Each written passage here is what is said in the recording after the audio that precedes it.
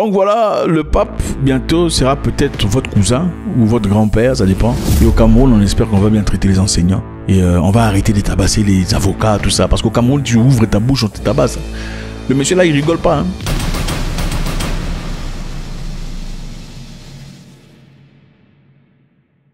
Bon, je ne dirai pas les mots correctement pour pas que l'on soit censuré. Mais le chef de la communauté n'est plus. Okay? Le chef de la communauté spirituelle que beaucoup reconnaissent n'est plus. Donc c'est une grievance, c'est une peine, c'est une douleur pour beaucoup de personnes.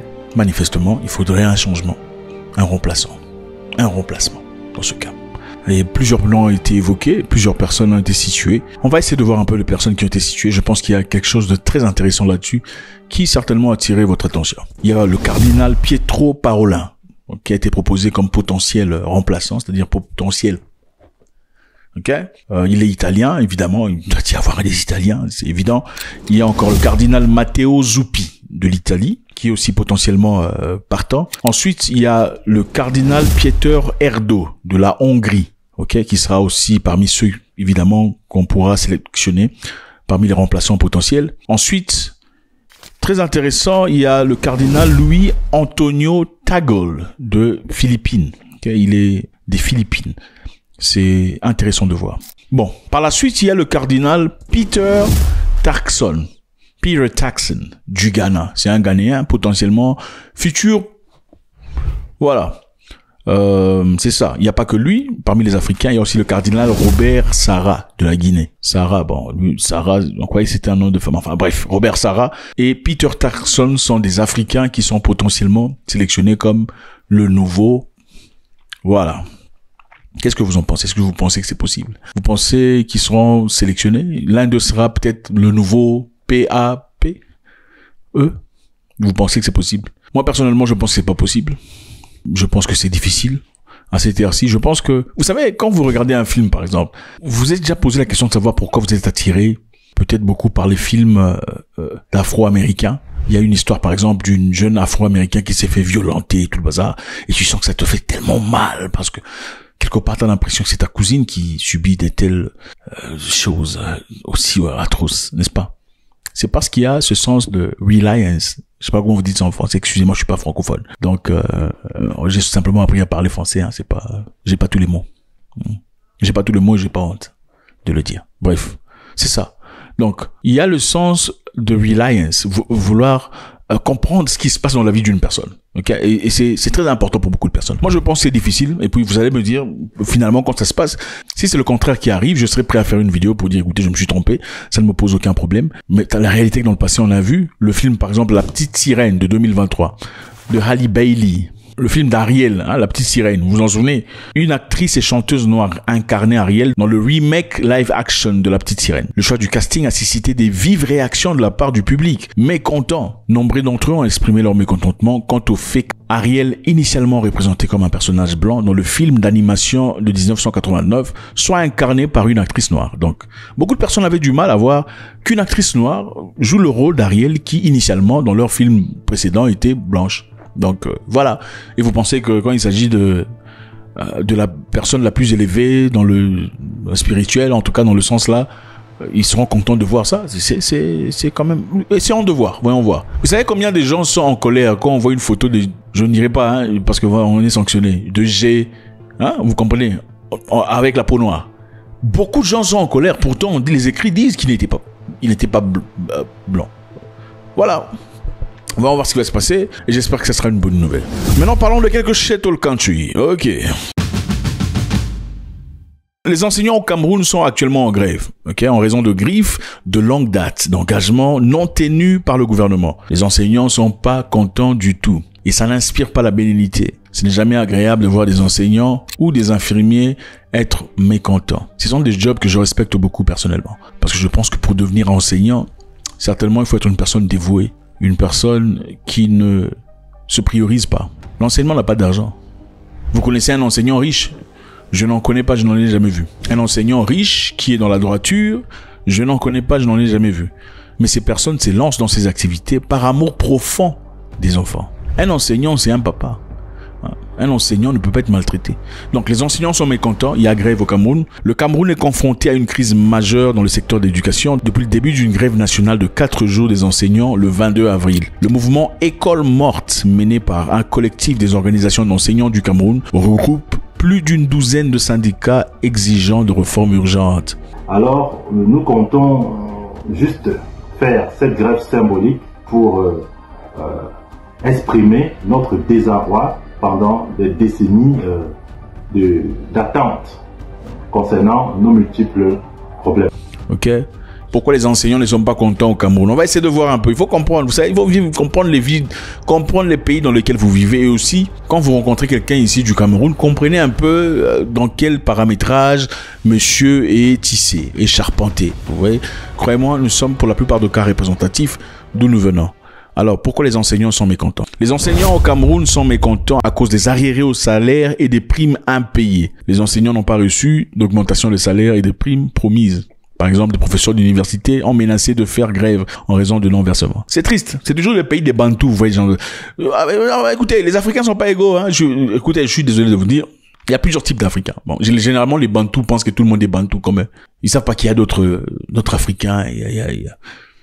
Ils pensent que tout le monde est bantou. Le comportement est très similaire, faut vous dire la vérité. Ça, c'est un comportement bantou. C'est aussi, ça ne pas payer les enseignants, arriérés de paiement. C'est un truc de bantou, ça. Ah oui, il faut vous dire. Voilà pourquoi les pygmées en ont subi les conséquences. Ils ont été mangés vivants dans certains endroits. Pas des bantous, c'est ça. Il faut vous dire la vérité. C'est bien triste. Pourquoi ne pas payer les enseignants? Parce que c'est eux qui prennent charge de l'avenir du pays. C'est eux qui prennent charge de la mentalité de gens que vous allez gouverner, si vous allez les gouverner. Si ce sont des délinquants que vous gouvernez, c'est grâce à ce que vous faites. Ça sera grâce à la matière qu'ils reçoivent des enseignants. Parce que beaucoup, malheureusement, ne reçoivent pas l'éducation civique à la maison. Parce que maman était une soularde, papa un impoli. C'est peut-être à l'école, auprès des enseignants, qu'ils ont une seconde chance de recevoir cette éducation élémentaire. Maintenant, si les enseignants ne sont pas payés, à qui vous rendez mauvais service?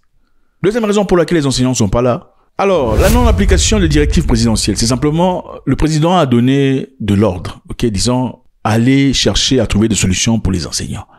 Mais jusque-là, on ne l'a pas encore fait. Malgré les instructions du président Paul Biya visant à répondre aux préoccupations des enseignants, notamment la création d'un forum national d'éducation et la signature d'un statut particulier pour les enseignants. Ces directives, malheureusement, n'ont pas été pleinement prises en œuvre. C'est ça.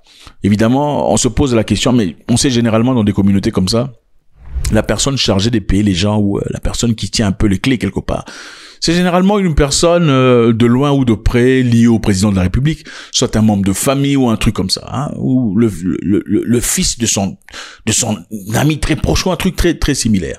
Et c'est lui qui évidemment détient les clés des salaires de tout le monde. Et les impayés, ce sont de l'argent qu'il dépense pour lui-même ou pour sa deuxième femme, sa troisième épouse, sa cinquième ou sixième épouse. Ou pour construire des trucs là-bas, un peu vers... Comment vous appelez leur plage là? J'ai oublié comment on appelle ça.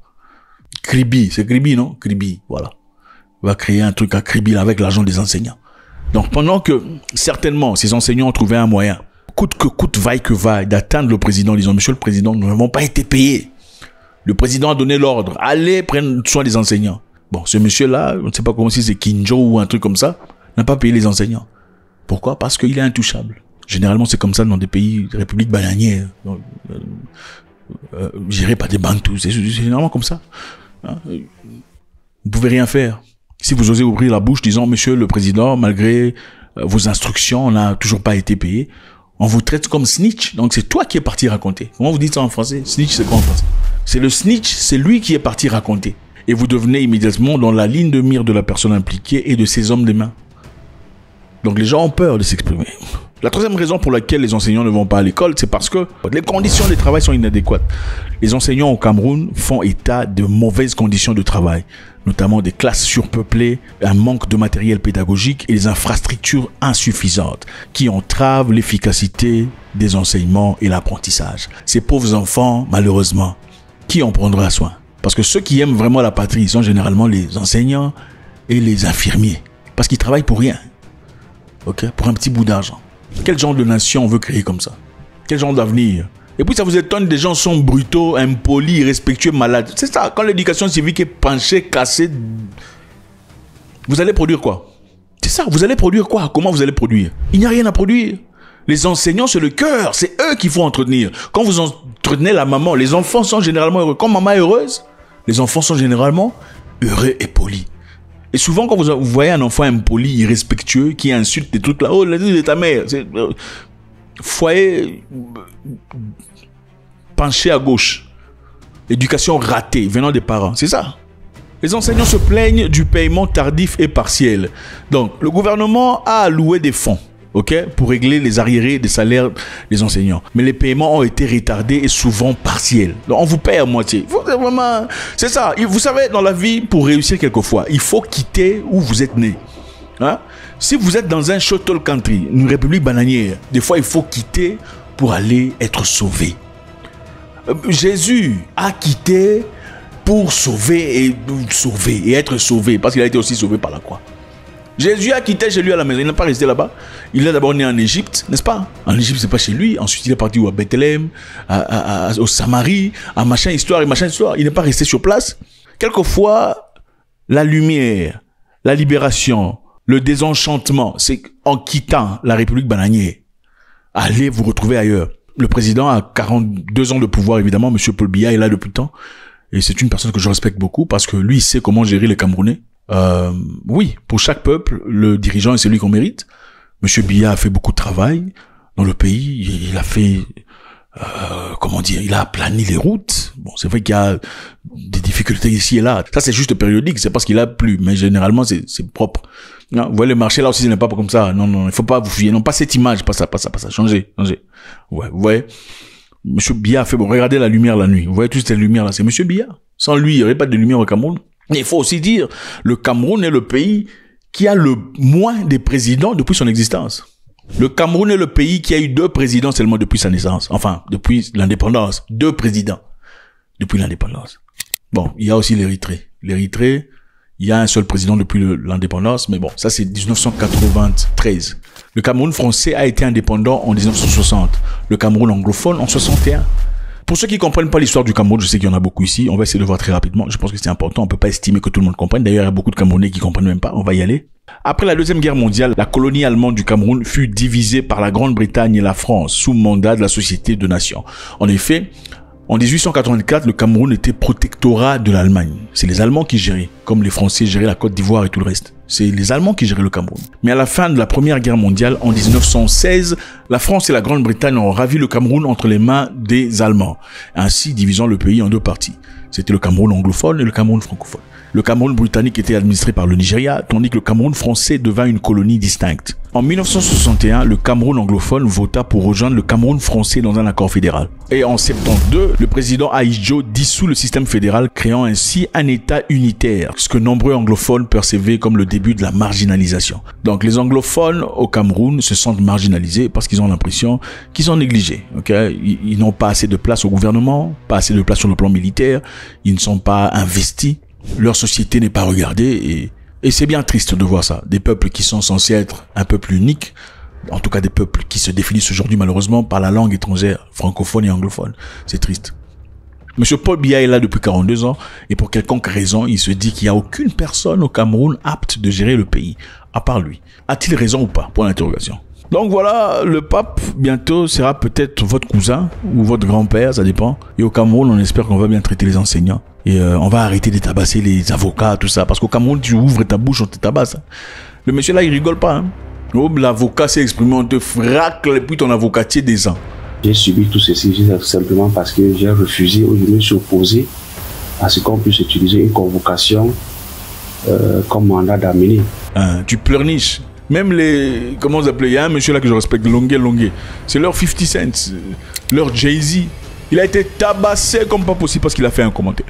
Est-ce nécessaire? Écoutez, aux Africains, surtout d'un certain côté, on ne peut pas parler de développement sans parler de comportement. On ne peut pas parler de développement sans parler de comportement. Je pense que c'est important parce que les Africains ne sont pas égaux. La manière dont on gère un Kenyan, ce n'est pas la manière dont on gère quelqu'un de... Non, c'est très différent. La manière il faut gérer un Rwandais, ce n'est pas la même façon qu'il faut vous gérer. Les Rwandais, il faut leur parler. Si tu emmènes à la force, ça va devenir très compliqué. Si tu veux l'assujettir, tu veux lui porter de la honte, tu vas créer une guerre interminable. Les autres là-bas font du bruit. Mais quand tu te mets devant eux, ils commencent à faire... Les gens sont différents. Faites-moi savoir ce que vous en pensez. God bless.